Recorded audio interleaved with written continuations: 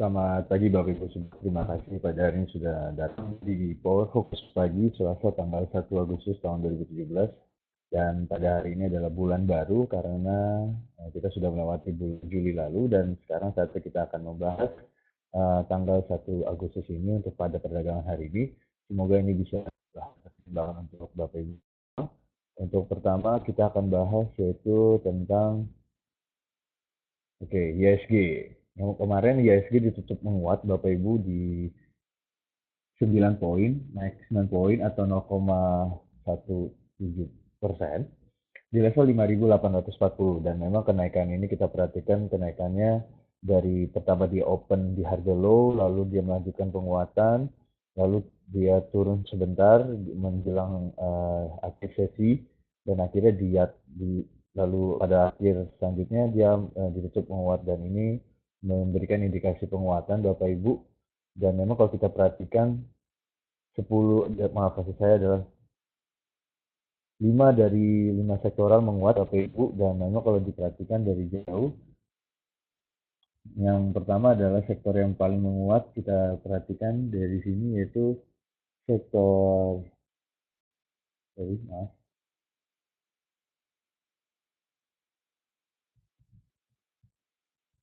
sektor aneka industri Bapak Ibu, lalu juga disusul seperti infrastruktur, finance, dan trade center and investment untuk kenaikannya. Lalu kita lihat sebentar.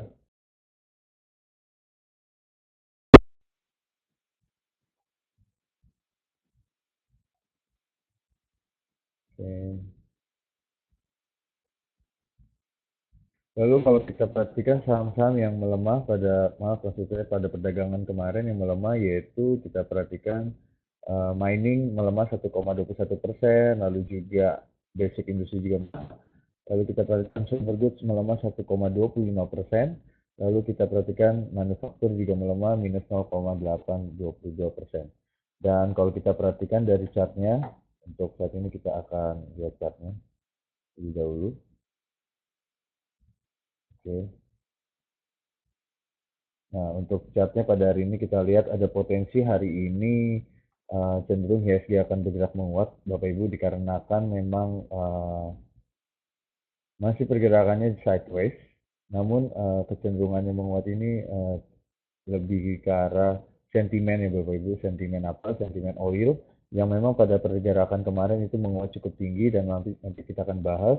Namun untuk saat ini pergerakannya kalau secara teknikal, IHSG akan menguji area resistennya Bapak Ibu di 58 area resistennya itu di 5840 dan 5849 ya untuk area resistennya kuatnya ini ya.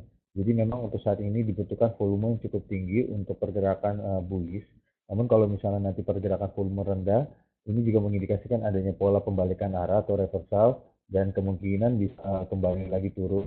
Dan kalau saya perhatikan nanti area supportnya itu bergerak di area 5.821 dan memang untuk saat ini kalau saya perhatikan resisten masih di 5.852.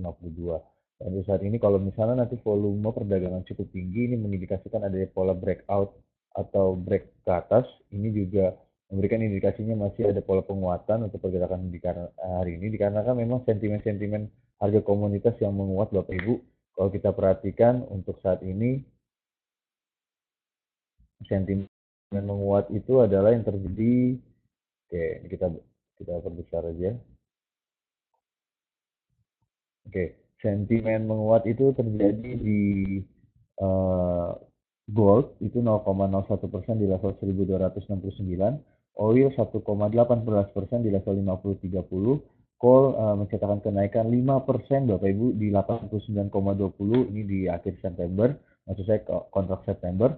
Lalu CPO menguat 0,82% di level 2675 dan USD terhadap rupiah menguat hanya 1 poin di 13.325. Sedangkan untuk indeks kita perhatikan Hang Seng, S100, Dow Jones maupun Eido ini menguat, sedangkan Nikkei melemah. Dan untuk saat ini memang kita perhatikan bila mana gold, oil, coal, dan CPO ini menguat, biasanya saham-saham yang bergerak di mining, agriculture, dan juga crude petroleum oil and gas ini juga masih potensi bagus ya Bapak Ibu. Karena kan memang sentimen positif yang terjadi sehingga pergerakan ISG akan cenderung sideways namun ada bullish ya untuk pergerakan hari ini dengan catatan bahwa volume pada perdagangan hari ini menguat dibandingkan pada perdagangan sebelumnya. Itu yang harus dicatat Bapak Ibu untuk pada sesi perdagangan hari ini. Lalu kami akan lanjut ke berita hari ini. Yang pertama kita akan bahas tentang Excel ya.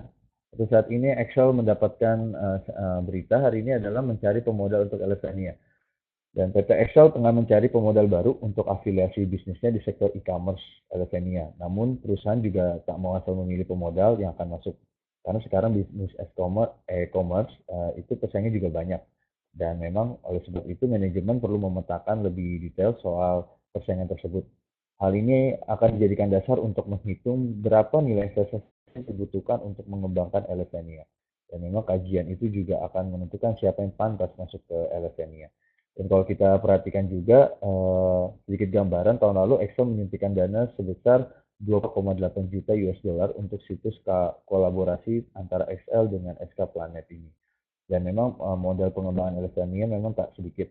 Ini supaya Elevania bisa bersaing di pasar e-commerce. Dan untuk saat ini Excel sedang mengekspansi salah satunya di bidang e-commerce dan pada saat ini juga mencari pemodal baru untuk afiliasi bisnisnya di e-commerce. Jadi sekarang berita yang terbaru adalah Excel masih mencari beberapa pemodal untuk bisa bergabung dengan Excel dan juga untuk juga apa dalam arti membantu e-commerce-nya yaitu Elevania. Itu untuk berita hari ini ya, Excel. Lalu selanjutnya kita lihat KBLI Bapak Ibu. KBLI ada berita ini pemicu aset dan liabilitas melonjak. Selain laba moncer, PT KBLI juga mencatatkan peningkatan laba dan liabilitas pada semester pertama tahun ini. Dan memang emiten 20% pada akhir Juni tahun 2017.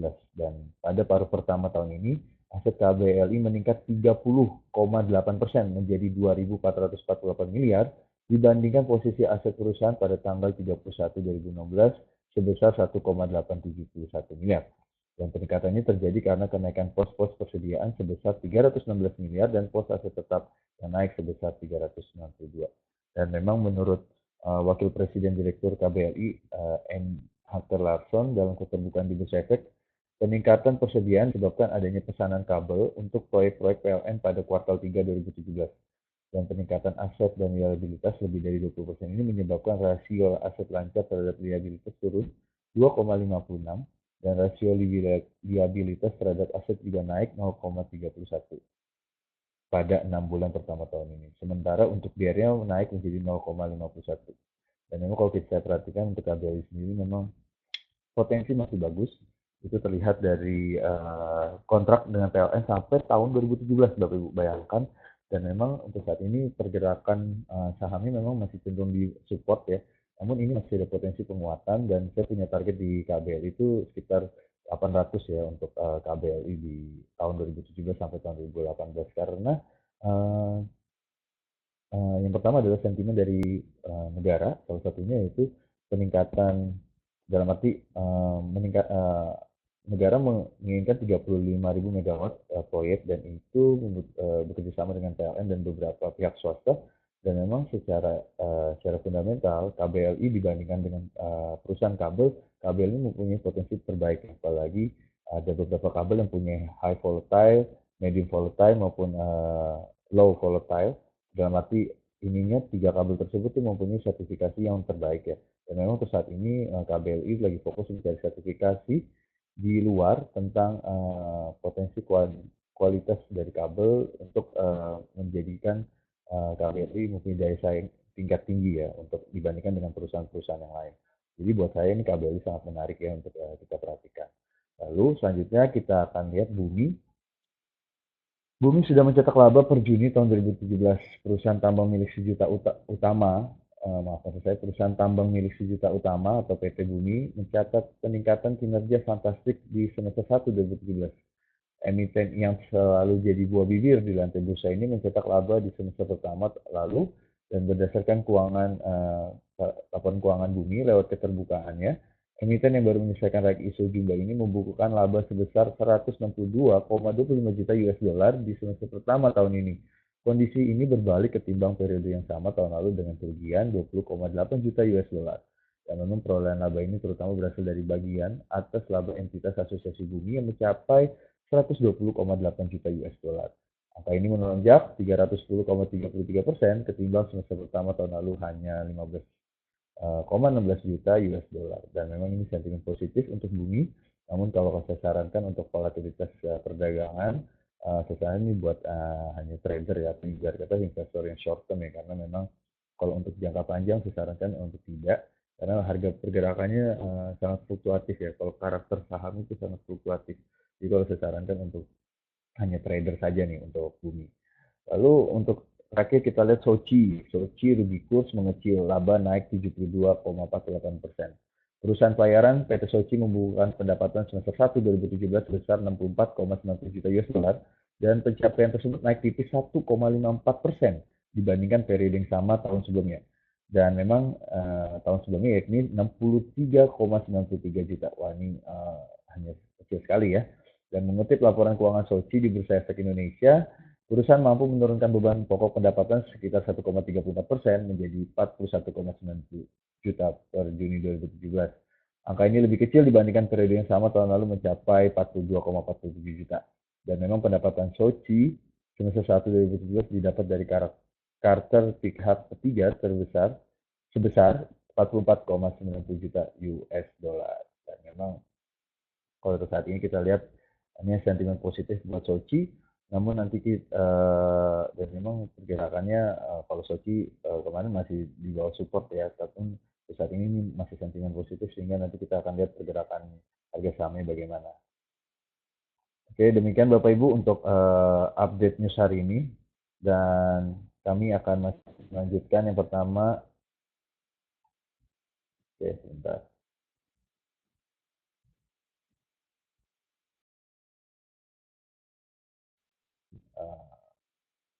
Chart ya yang jadi rekomendasi saya pada hari ini yang pertama adalah Indika Energi ya.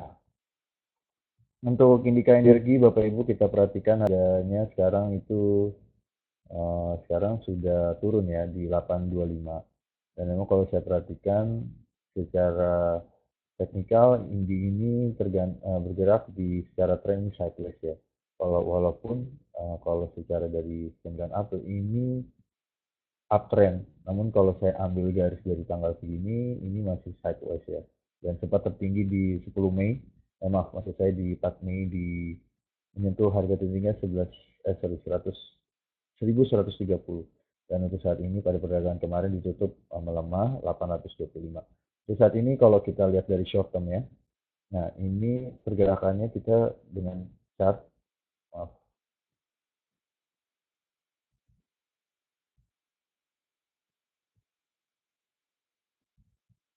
oke. Ini bergerak uptrend ya Bapak Ibu. Dan kalau saya sarankan untuk Bapak Ibu, kita bisa membeli area supportnya nih Bapak Ibu sekarang di area support kuatnya itu di area 810 sampai dengan 830 ya untuk spekulasi buy Bapak Ibu dengan target resistnya yang kuat itu di level 8000, sorry, di 890 ya untuk oke. Nah, Bapak Ibu saya sarankan untuk pada hari ini bisa untuk spekulasi buy dikarenakan memang pergerakannya kemarin menurun dan kalau saya perhatikan Indi bisa kita ambil di area 800, maksud saya 810 sampai dengan 830 dengan target short term-nya itu yaitu di kisaran 860 ya untuk Indi ya. Karena kalau saya perhatikan Indi masih punya potensi terbaik dan kalau apalagi oil juga menguat, ini juga memberikan indikasi saham-saham mining maupun saham-saham yang bergerak petroleum oil and gas ini juga menarik untuk kita perhatikan pada pergerakan hari ini. Jadi untuk saat ini saya sarankan untuk Bapak Ibu bisa mengambil di area 810 sampai dengan 830 dengan taking atau maaf dengan target di 890 ini untuk India. Jadi kalau saya sarankan ini bisa kita ambil terlebih dahulu Bapak Ibu dan kita bisa spekulasi di area tersebut dengan target di 800 di 890 ya. Ini untuk Indi. Lalu kita lanjut lagi di saham selanjutnya. Sebentar.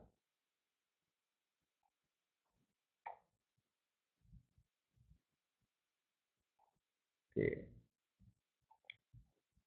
Oh, ada yang mau nanya BP. Bagaimana BP? Oke, kita akan bahas BP.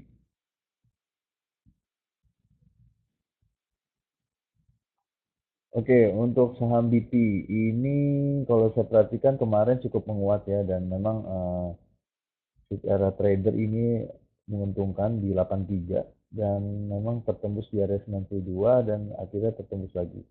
Dan sekarang areanya sekarang di 108 ya. Nah, ini kalau kita perhatikan dari secara teknikal ini sudah 3 hari area ini kuat ya di 108 dan masih punya potensi untuk area resistennya di 120 ya. Namun untuk saat ini Bapak Ibu hanya, kalau saran saya, dari 120 sampai dengan 125 ya. Ini untuk area resisten ininya.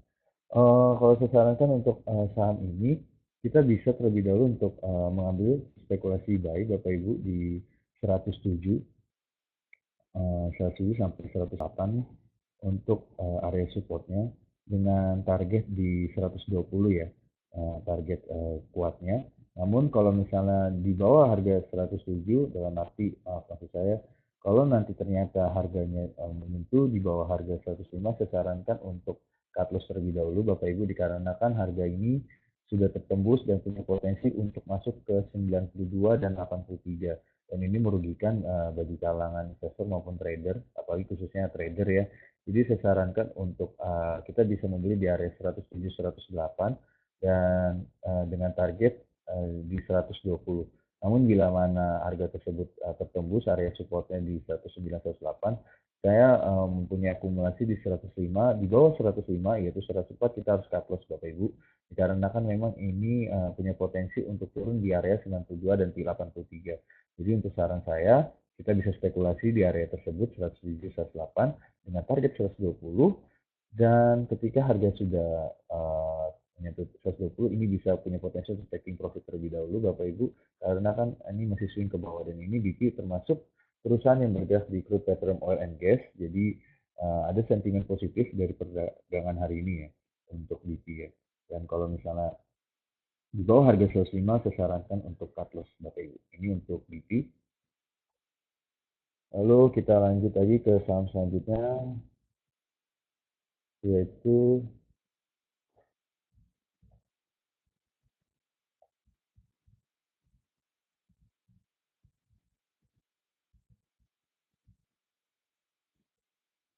oke, kita lanjut selanjutnya ke INAF ya Bapak Ibu.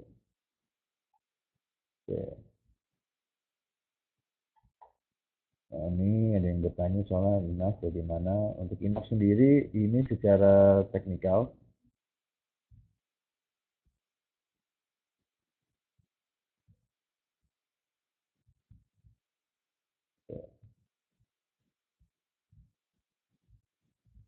ya ini teknikal INAF masih berada di area support ya di 2630 ya. Ya, 2630, dan kemarin ada penguatan ya. Penguatannya dari angka 2640 dan sampai 2660. Oke, untuk INAF sendiri Bapak Ibu, kalau saya sarankan ini bisa juga untuk spekulasi buy terlebih dahulu ya di area 2630 sampai dengan 2660 ya untuk INAF. Maaf, maksud saya 2700 ya. Ini untuk INAF dengan target resisten resisten area kuatnya itu di area 2850 sampai dengan 2770 ya. Ini untuk INAF. Namun untuk saat ini saya sarankan untuk bisa spekulasi buy di area 2630 sampai dengan 2700, dengan target resisten itu di 2770 sampai dengan 2850 untuk INAF. Namun saran saya Bapak Ibu, bila mana harga tersebut tertembus di 2630, saya sarankan untuk di cut loss saja karena kalau saya lihat dari INAS ini fluktuatifnya cukup menarik ya, tinggi. Jadi ini untuk saran saya untuk investor jangka pendek maupun trader ini bisa untuk ambil spekulasi buy. Namun untuk jangka panjang saya sarankan untuk tidak masuk, jangan masuk dulu ya Bapak Ibu ya. Karena kalau saya perhatikan secara volatilitas ini saham ini menarik ya karena dia ada tinggi, ada turun, ada tinggi, ada turun. Jadi dan memang kalau saya lihat dari indikator Bollinger memang sudah berada di lower band. Namun kalau saya pikir untuk exit, maksudnya untuk supaya tidak mengambil resiko lebih tinggi, 2.603 di bawah harga 2.630 Bapak Ibu cut loss. Jadi jangan sampai Bapak Ibu menahan. Karena kalau saya pikir kalau dia bisa tertembus, ini area supportnya bisa 2.450 dan ini merugikan buat kita ya. Kalau saya pikir seperti itu untuk sorry, maaf, 250. Ya, kalau saya pikir itu ya, dia bisa menyentuh ke bawah dan masih ada potensi untuk area support lagi di 2.100. Jadi untuk saat ini saya menyarankan bisa kita spekulasi buy dengan area yang tadi saya sebut yaitu 2.630 sampai dengan 2.700 sampai dengan 2.700 dengan target itu di 2.780 sampai dengan 2.850 ya. Ini targetnya yang udah saya angkain. Ini target resistennya, area resisten kuatnya. Jadi ini bisa untuk kita ambil posisi di area nanti dan taking bisa di 2.780 sampai dengan 2.850 dan memang kalau cut loss-nya saya sarankan di bawah harga 2.630 ini untuk INAS. Oke. Oke, Bapak Ibu, demikian hasil pandangan dari kami tim riset. Semoga ini bisa jadi bahan pertimbangan untuk Bapak Ibu pada pagi hari ini dan semoga cuan dan kami mengundurkan diri. Terima kasih, selamat pagi dan selamat beraktivitas.